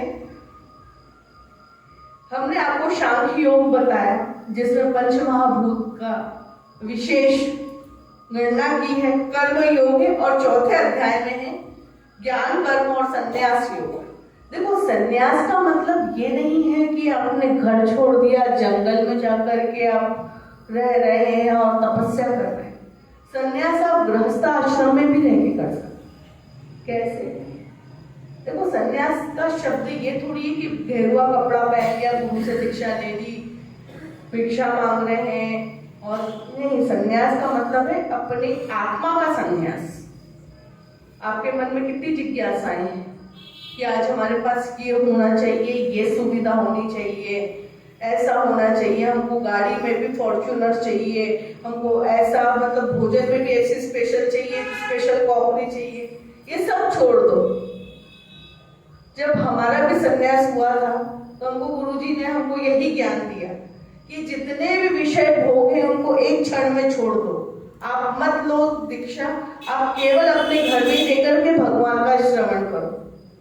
आप अपने हाथ से कपड़े धो सकते हैं ना, तो वॉशिंग मशीन की क्या जरूरत है ना? ये माताओं के लिए स्पेशल है। अगर आप चूल्हे पे रोटी मतलब गोबर से लीपते हैं, ईंटें लगा के, वो चूल्हा बना के अगर उस पर रोटी और पकवान बन सकता है तो गैस और माइक्रोवन और इंडक्शन की क्या जरूरत है? चूल्हे पे बनाओ। ये अपनी सुविधा है। गैस सिलेंडर भी आजकल तो बहुत आसमान पे हवा उछूड़े, वो लकड़ियां तो सस्ती आती, आज एक पेड़ की तोड़ेंगे तो कल दो दूसरी उगा देगा। तो वो हमारे मन की जो जिज्ञासा है, नहीं आज वो वाली ड्रेस बहुत अच्छी है तो हम तो हमारे बच्चों को वो वाले रेमंड का, ग्रेसिम का ही कपड़ा दिलाएंगे, हमको वो साधारण कपड़ा नहीं लेना। देखो, सीता जी है ना, रामचंद्र जी के साथ वन गई थी, पर एक स्त्रियों का जो आकर्षण रहता है वो रहता है विज्ञापन। अगर कुछ वस्तु दिख गई तो वो तो प्राप्त करना ही करना। कैसे? स्वर्ण का अमृत तो होता ही नहीं है, फिर भी सीता जी ने राम जी को उपचार करने लगी कि जी मेरे को तो वही लाके दो। अब लंका लग गई थी फिर सीता जी की, चलेगी रावण के साथ में। सिर्फ विज्ञापन के पीछे नहीं भगना चाहिए, कोई भी आकर्षित करे। हीरा कितना सुंदर दिखता, आकर्षित करता है, पर हर किसी के लिए हीरा उपयुक्त नहीं रहता, वो खतरनाक भी होता है। जरा सा अगर हाथ से कट लग जाए ना तो उसमें से रक्त बहने लगता है, बहुत नुकीला, बहुत पथरीला वो होता है। अब क्या होती है, अग्नि बहुत सुंदर दिखती है गर्मी में, ठंड के दिनों में हाथ लगाने की कोशिश करेंगे ना तो हाथ में छाले पड़ जाएंगे। तो आकर्षणों से दूर रहो। पुष्प अच्छे लगते हैं, सुंदर लगते हैं, पर भगवान के चरणों में सुंदर लगते हैं। अगर हमने वेड़ी बना के पहन ली ना तो इल्ली आ जाएगी, काट जाएगी, इन्फेक्शन हो जाएगा, वो बात अलग। मिठाइयां दिखती बहुत सुंदर है, पर ज्यादा खा लो ना तो डायबिटीज हो जाएगी। तो इसलिए थोड़ा सा हमको इन जो सांसारिक विषय वस्तु है इनसे थोड़ा सा सावधान रहो। पहले के जमाने में माताएं हल्दी, चंदन, उपटन वगैरह लगा करके सुंदर होती थी, पर आजकल तो पता नहीं कितनी मामा अर्थ तो लैक्मे ना तो कोई रेवलॉन, पता नहीं क्या क्या आ गई। आकर्षण के पीछे मत जाओ, उनसे सावधान रहो। जितना पुरुष भागते हैं ना, उतनी स्त्री आकर्षण में आकर्षित होती है। जब तक आप किसी विषय वस्तु का आकर्षण नहीं छोड़ोगे तो आपको संन्यास नहीं आएगा। संन्यास एक मन से उत्पन्न होने वाला कर्म है कि हाँ, आज अपने को ये छोड़ना है। हमने पुराने बहुत से लोगों को देखा कि हम कोई तीर्थ गए तो हमने ये वस्तु छोड़ दी, हम ये तीर्थ गए तो हमने नारियल खाना छोड़ दिया, हम ये तीर्थ गए तो हमने चाय छोड़ दी। तो ऐसा जितना आप त्याग करोगे ना संसार का, आपको उतनी ही परमात्मा की प्राप्ति होगी। पता है अपने को परमात्मा से मिलने में बाधा क्या बनती है? अपने विचार, अपनी सोच। अब जैसे हम तो यात्राएं करते रहते तीर्थों की, हमने बोला कि चलो आप हमारे साथ अपन गंगा सागर चलते, माघ का महीना आ रहा है, वहां पे कपिल ऋषि के आश्रम के दर्शन करके आएंगे। अरे फिर हमारे पोतों को कौन संभालेगा? हमारी लाड़ी तो चली जाती है स्कूल पढ़ाने के लिए, बेटा चले जाता है, तो वो बच्चों को कौन संभालेगा? तो मतलब क्या? पोतों में आसक्ति। वो जब तक आप आसक्ति नहीं छोड़ोगे तो आपको परमात्मा नहीं मिलेगी। और परमात्मा को प्राप्त करने के लिए आपको स्थान को छोड़ना पड़ेगा। अब 5 साल के ध्रुव ने केवल परम पिता की गोद में बैठने के लिए अपने पिता का राजमहल छोड़ दिया और क्या किया? जंगल में गए और पत्ते खा के रहे। पत्ते खत्म हो गए, पत्ते सूख गए तो हवा पी करके रहे। परमात्मा मिले तो आपको इस मानव देह में क्यों नहीं प्राप्त हो सकते? आप ऐसा अनुसरण मत करें कि हमने अगर तपस्या की है तो भगवान सत्य में शंख चक्र पद्म लेकर के आ जाएंगे और पूछेंगे तपस्या करी वरदान मांगो। ये कतई नहीं हो सकता, क्योंकि ये कलयुग चल रहा है। हाँ, पर कलयुग का प्रभाव ये है कि अगर आप किसी नेता या किसी साहूकार या किसी प्रधान की आप आराधना पूजा करेंगे तो वो आपका थोड़ा सा कुछ कानून पास करवा देंगे। ये हो सकता है, ये कलयुग का प्रभाव है। हाँ, कलयुग में केवल नाम संकीर्तन से ही भगवान प्राप्त हो सकते हैं। और भगवान को प्राप्त करना ये नहीं कि भगवान के अपन 24 घंटे मंदिर में बैठे रहे हरे राम करते रहे। भगवान को प्राप्त करना है तो अपने निज कर्म भी करते रहो, जो अपनी जिम्मेदारियां हैं वो भी पूर्ण करो। और भगवान को जब आप प्राप्त करते हो ना, तो आपका इस मानव देह में मान सम्मान समाज में बढ़ जाता है। आपके पास में धन की कोई कमी नहीं रहती। आपके पास में प्रतिष्ठित लोग आपकी सराहना करते हैं, और जो बुरे विचार वाले रहते हैं ना, वो अपने आप छट जाते हैं। ज्यादा आपको फिर विचार बुद्धि के फिर ये आप अपने आप में सुख की अनुभूति करते हो, हाँ हमसे जैसा सुखी नहीं है। तो वो सुख प्राप्त करने के लिए आपको भगवान का पूजन अर्चन आराधना, भगवान का अनुसरण करना बहुत जरूरी है। जब जाके आपको संन्यास पद प्राप्त होता है। संन्यास का मतलब ऐसा नहीं कि जो हमने लिया कि हमने घर छोड़ दिया कि भगवा पहन के रहे, ये नहीं, मन से भी संन्यास होना चाहिए। अब ऐसे तो कितने जन हैं जो भगवा भी पहन लेते, पर मन की आसक्तियां उनकी कम नहीं होती है। अगर हम आपसे बोले अभी कौन सा पर्व आ रहा है, कल एकादशी है, कितने यहाँ पे एकादशी का व्रत रखेंगे? सभी। देखो एकादशी व्रत करने से हमारे शरीर के रोग कम होते हैं। उसका एक वैज्ञानिक कारण बताती हूँ। मैंने आपको कहा कि पंचमहाभूत हमारे शरीर में है। पंचमहाभूत में जल तत्व भी है। आपने देखा है अमावस्या और पूर्णिमा के दिन समुद्र में जो जल की लहरें हैं वो किस प्रकार से उछल खाती है। तालाब में, नदियों में, नहरों में पानी की जो संख्या रहती है वो बढ़ जाती है और अपने आप उछाल मारता है। क्यों? क्योंकि चंद्र जल को आकर्षित करता है। आपने देखा कि तालाब में पूर्णिमा के दिन चंद्र की कितनी सुंदर किरण दिखती है, ऐसा लगता है कि अभी छू लो। वो एक रामचंद्र जी के साथ था ना कि उनको चांद खिलौना चाहिए था, तो कौशल्या माता ने परात में जल भर के रख दिया, तो उसी में वो छप छप छप छप करने लगे। तो एक चांद आकर्षित करता है ना पूरे काले बादलों के बीच में, काले आसमान में। तो ऐसे ही जल में चंद्र के आकर्षण बढ़ता है और अन्न को पकाने के लिए जल की ज्यादा आवश्यकता होती है।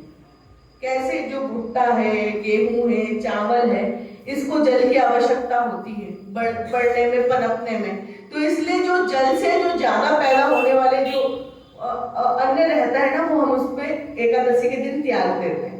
फिर हम करते हैं केवल फलियार। आजकल फलियार नहीं होते हैं, फुलाहार।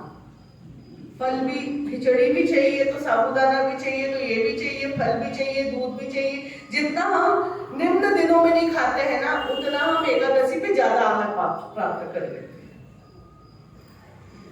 तो व्रत करने से हमारे शरीर में किस प्रकार से हम स्वस्थ रहेंगे, वह यह है कि जो अपना रक्त है, रक्त भी ऊपर नीचे होता है, हृदय में जाता है, फिर प्यूरिफाई होके बाहर निकलता है।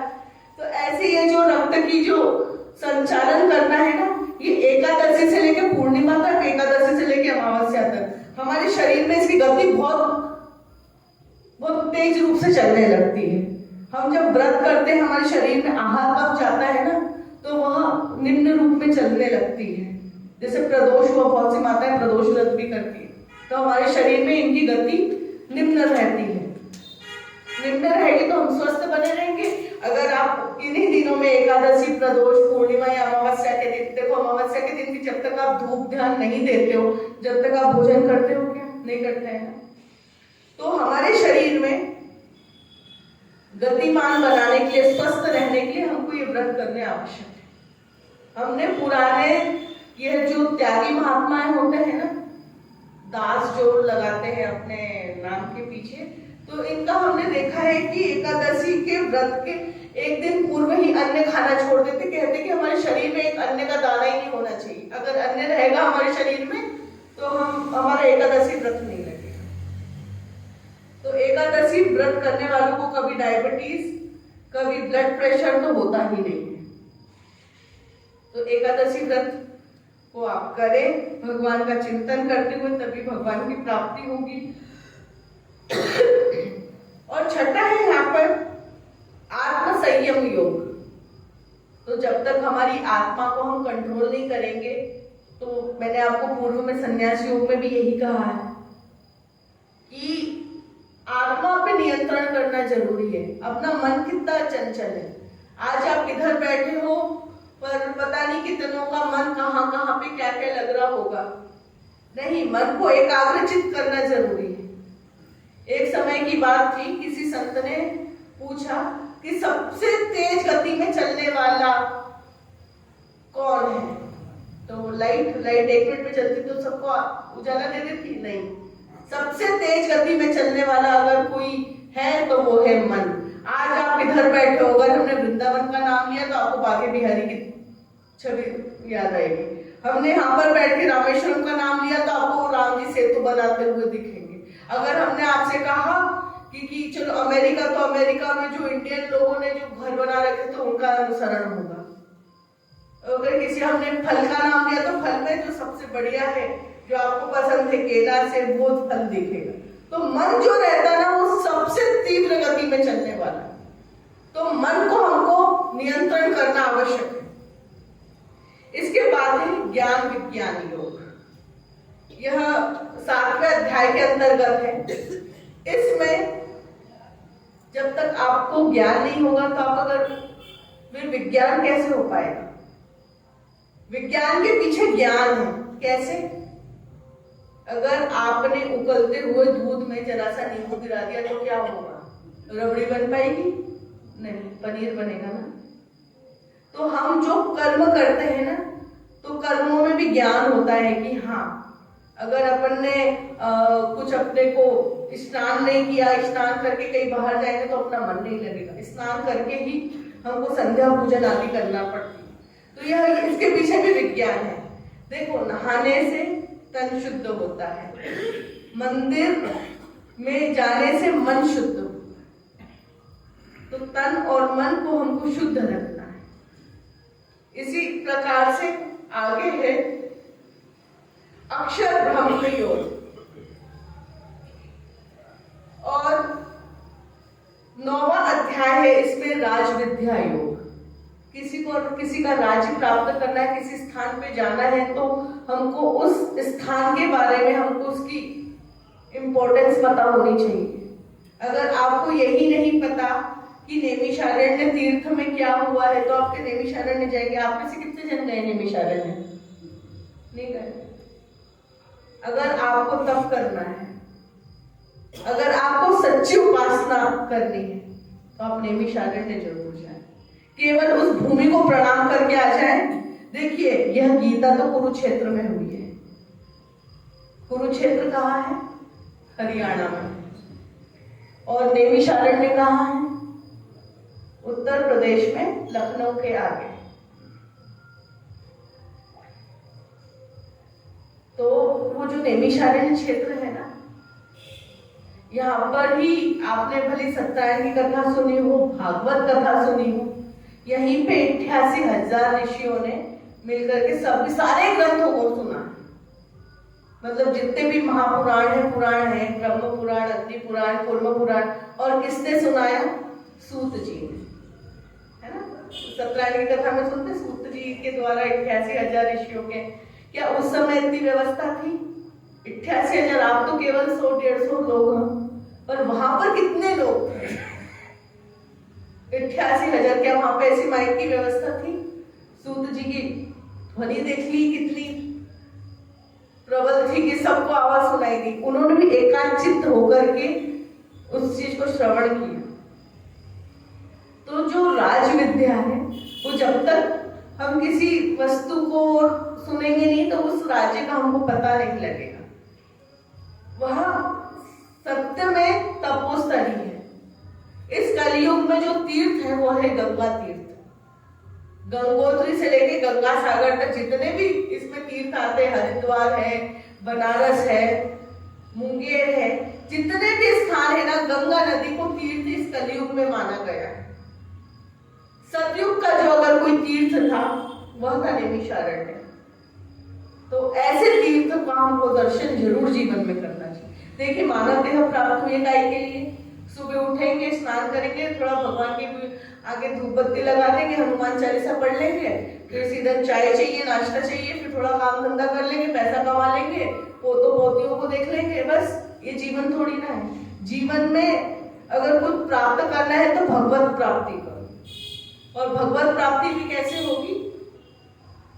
भगवान को प्रसन्न करके। अब भगवान को प्रसन्न कैसे करना है? ओम जय जगदीश हरे करके थोड़ी करना है। भगवान ने जो कहा है इस गीता में वो हमको करना है। ऐसे ही आगे चल करके विभूति योग है और भक्ति योग। भक्ति क्या होती है? बहुत ही बड़ा विषय है, बहुत ही लंबी चर्चा करने का विषय है। भक्ति आप कैसे करते हैं? आंख बंद करके माला झोली में चंदन की माला, तुलसी की माला लग के भक्ति ऐसी नहीं होती। आप महिलाएं हैं, आपको कितनी प्रकार की भक्ति करते हैं। आप एक वात्सल्यता है आपके अंदर, एक आप पुत्र की सेवा करते हैं, है ना। आप पिता जो है, पिता अपनी पुत्री से प्रेम करते हैं, उसकी आवश्यकता पूरी करते हैं। वो जो कुछ बोलती पुत्री आप वैसा कहना मानते हैं। तो वह जो आप उसका कहना मान रहे हो, उसके लिए सुन रहे हो, वो एक प्रकार की भक्ति है। आप जिसके लिए समर्पित भाव से जो भी कार्य कर रहे हो वो एक प्रकार की भक्ति। और जब अपन भक्ति करते हैं ना तो बहुत सारे संकट, बहुत सारे कष्ट आते अपने जीवन में आते हैं। कैसे कि अब बच्चे हैं तो बच्चों को बड़ा करना है, तो उनको पढ़ाना पड़ेगा, उनका वस्त्र की व्यवस्था करनी पड़ेगी, उनकी एजुकेशन फीस की व्यवस्था करनी पड़ेगी। अपन कम खा लेंगे पर बच्चों को अच्छा आहार देंगे, तो आप बच्चों के लिए समर्पित हो ना, ठीक है। तो आप जिस भाव से करोगे ना तो वो बच्चे वही सब चीजें देखेंगे और बड़े होकर के आपको भी वैसी सेवा करेंगे, क्योंकि कर्म पलट के आते हैं। कर्म जैसे करोगे वैसे ही आपको फल प्राप्त होगा। अगर दो बेटे हैं तो बड़े को ज्यादा प्यार किया, छोटे को कम किया, तो क्या छोटा वाला गुस्सा करके बेटा बन के चले जाएगा और बड़ा वाला पुत्र बन के आपकी सेवा करेगा। इसका स्मरण रखें। और भगवान की भक्ति, भगवान को प्राप्त करना है तो भगवान के चरित्रों को आप अनुसरण करें अच्छे चरित्र को। ऐसा थोड़ी ना कृष्ण जी छोटे थे तो माखन चुराते थे, तो अगर हमने इधर से थोड़ा से किचन में जाके लड्डू चुरा ली तो क्या किया? ऐसा नहीं, आप भगवान की बराबरी नहीं कर सकते। उनकी चोरी करने के पीछे भी एक लीला थी। वह एक ज्ञान के आधार पे उन्होंने ज्ञान देने के लिए वह चोरी करी। अब भगवान ने 16,108 ब्याह करे, तो आजकल की युवा पीढ़ी बोलती है कि हम तो 2 ब्याह तो कर ही सकते हैं, पहले को डिवोर्स दे देंगे, दूसरी को शादी करके रख लेंगे। भगवान ने इतना बड़ा गिरिराज अपने हाथों पे उठाया, तुमसे स्टेशन पे एक अटैची भी नहीं उठती है, तो अब आप भगवान की बराबरी कैसे कर सकते? भगवान ने, शंकर जी ने विष पिया, विष पी के बता दीजिए। भगवान की तुलना अपने स्वयं से ना करें कि भगवान ने ऐसा किया तो हम ऐसा करेंगे। भगवान की भक्ति करना है तो भगवान के स्वरूप को आप अनुसरण करें। ऐसे ही जब तक आप अपने मन में किसी के प्रति विकार विचार गलत आप नहीं त्यागोगे तो वो भक्ति नहीं कहलाएगी। आप अपने माता पिता की भक्ति करो, जो घर में सास ससुर है उनकी भक्ति करो,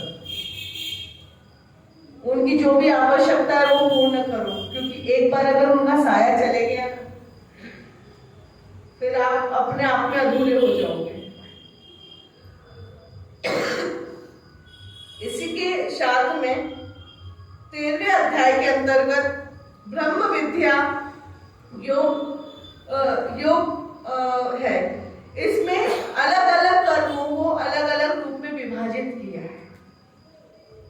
भगवान से अर्जुन पूछते हैं कि ये ब्रह्म विद्या क्या है? ब्रह्म विद्या वह विद्या है जिसको प्राप्त करने से मनुष्य को सही गलत का बोध हो जाता है। अर्जुन तो भयभीत थे कि ये तो मेरे पितामह हैं, इनके ऊपर मैं प्रहार कैसे करूं? अच्छा, आप ये है कि आपके मन में किसी के प्रति कोई छल कपट नहीं है, आप बहुत सीधे हैं। कोई आ रहा है आपके घर के सामने कचरा फेंक रहा है, कोई अपशब्द कह रहा है, कोई आपको गलत कह के जा रहा है, एक सहन करने की क्षमता होती है। अब कृष्ण जी ने भी क्या सोचा था कि मेरी बुआ का लड़का है तो उसकी 100 गालियां माफ है। कौन था वो? याद है। तो उनकी 100 गालियां माफ थी, पर अति हो गई थी ना, इसलिए उन्होंने सुदर्शन चक्र उठाया। जब यहाँ पर इनके अर्जुन का मान सम्मान पे बात आ गई, इसलिए तो इतना बड़ा ये युद्ध हुआ। तो ब्रह्म विद्या में मनुष्य सत्य और गलत का बोध जान लेता है कि हमारे साथ कौन सत्य कर रहा है, कौन गलत कर रहा है। पर आज वह समय नहीं है कि हम शस्त्र उठा लें। हमको भी थोड़ा भयभीत रहना पड़ता है कि कोई सामने वाला जाकर के कोई कंप्लेन नहीं कर दे, कोई FIR नहीं कर दे, हम तो सीधे लोग हैं, हम कहाँ से वकील के पैसे देंगे। आजकल का समय ऐसा है। तो हमको गीता उस परिवेश से लेकर के इस परिवेश में हमको जीने की कला सिखाए कि अगर कोई गलत कर रहा है तो उससे निवेदन करो, और निवेदन में वो नहीं माने, अगर हमने उसके प्रशस्ति उठाया तो वो गलत नहीं। मनुस्मृति भी कहीं कहीं कहती है, चाणक्य नीति में ये कहती है, जहां पे आपका मान सम्मान नहीं होना उस स्थान को त्याग देना चाहिए। वहां पर आपको ज्यादा देर तक रहना नहीं चाहिए। इसी के साथ में एक होती है देवीय संपत्ति और एक होती है असुरीय संपत्ति। अब देवीय संपत्ति कैसे? आपके पास में जो आपको पितृ लोगों से प्राप्त हुआ है तो वह सब देवीय संपत्ति है। असुरी संपत्ति, चलो वो थोड़ा सा प्लॉट बिक रहा है तो उसमें अपने को इतना फायदा होगा तो अपन एक और फ्लैट खरीद लेंगे, तो वह असुरी संपत्ति की तरफ आपको शो करता है। इन चीज का आप ध्यान रखें। बहुत जीवन में उतार चढ़ाव आते हैं, तो जब तक आप गीता को अपने मन में अनुसरण नहीं करेंगे तो आपको उसका सत्य असत्य का बोध नहीं होगा। इसके साथ में जब जो 18वां अध्याय है वह है मोक्ष संन्यास योग। और यह जो पूरी गीता के अंतर्गत जो प्रथम अक्षर है इसका वह है धर्म क्षेत्र, तो ध से इसका प्रारंभ हुआ है। और जो अंतिम 18वें श्लोक के अंतर्गत जो 18वें अध्याय के अंदर जो विश्राम श्लोक है वह है ममा, मतलब म, तो मतलब मेरा धर्म, ममा मतलब ममा धर्म, ममा तो मेरा धर्म क्या है। तो प्रत्येक व्यक्ति को अपना खुद का धर्म बनाना चाहिए। हम देखिए सनातनीय है, ये हमारे लिए बहुत गर्व की बात है, पर सनातनीय होने के साथ हमारा धर्म, मेरा धर्म क्या है कि मुझे माँ बाप की सेवा करनी है। ये हमको गीता सिखाती है। हमको अन्याय सहन नहीं करना है। अगर कहीं अन्याय हो रहा है तो हमको जिस व्यक्ति के ऊपर अन्याय हो रहा है तो उसका हमें साथ देना चाहिए। ऐसा कि साथ छोड़ के चले जाएं, नहीं, उसका साथ देना चाहिए। एक कहावत हमने सुनी है कि शादी में इनको क्या बुलाना, ये तो गरीब लोग हैं, पर जब उनके घर में किसी की मृत्यु होती तो सबसे पहले वही लोग आते हैं। ऐसी मैंने कुछ दिनों से ये सब सुन रही हूँ, पर हम जिनको इग्नोर करते हैं ना वही हमारे काम आते हैं। तो ये हमको धर्म करना सिखाती, धर्म कर्म सिखाती। तो अब आपके मन में भी अगर कुछ प्रश्न है तो वो प्रश्न आप हमसे कल हमारे सत्र प्रारंभ होने के पहले कुछ लेटर पे या पन्ने पे लिख के दे सकते हैं, तो हम उसको पढ़ के आपके संशय दूर करेंगे। और आज के थोड़े से सत्र को हम इधर ही थोड़ा विश्राम करते हैं, क्योंकि कल थोड़ा स्वास्थ्य भी ठीक नहीं था, हमने यात्रा करके आए, और कल थोड़ा सा हम चाहते हैं कि आपकी संख्या बढ़े। अपने देखिए आज जो आपने जो भी कुछ श्रवण किया उसका आपको तो पूरा 100% पुण्य मिला, पर अगर कल आप अपने साथ में किसी को लेके आएंगे तो उसका 25% पुण्य आपको मिलेगा।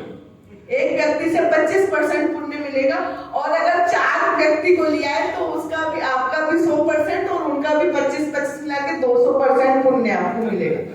देखो गीता जब सुन रहे हैं अपन तो अपने को ज्ञान अर्जित हो रहा है, आत्ममंथन हो रहा है। आत्मा के अंदर जो छोटे मोटे विकार है ना, इसका कोई मूल्य नहीं है, पर ये क्या होता है, इसका चार्ज नहीं है। ये गीता रिचार्ज करने का काम करती। किसको? इस शरीर में बैटरी है ना एक आत्मा, जब ये बैटरी निकल जाएगी तो क्या रह जाएगा, बस। तो इसी के साथ में आइए थोड़ा राम नाम संकीर्तन करते हैं। श्री राम जय जय राम, श्री राम जय जय राम जय राम, श्री राम जय जय राम। मंगल भवन मंगल हरि, द्रवौ सुदशरथ अजिर बिहारी। श्री राम जय राम, श्री राम जय राम। प्रभु की कृपा भयो सब काजू, जन्म हमारा सुफल भाजू। प्रभु की कृपा भयो सब काजू, जन्म हमारा सुफल भाजू। श्री राम जय जय राम, जय जय राम। श्री कृष्ण गोविंद हरे मुरारी, हे नाथ नारायण वासुदेव।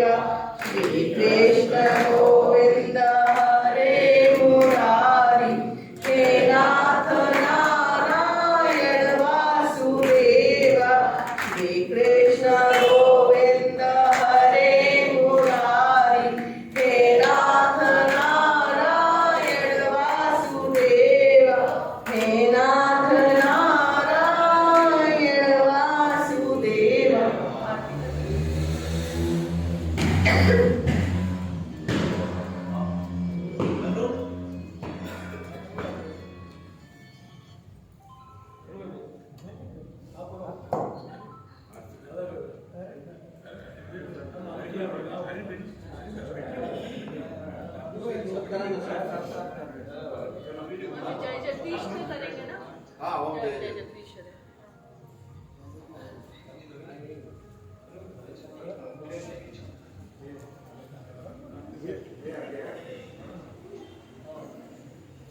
क्योंकि गीता जी की आएगी नहीं, क्योंकि गीता जी की भी आरती है। हाँ जय भगवती गीते। आएगी। जय जगदीश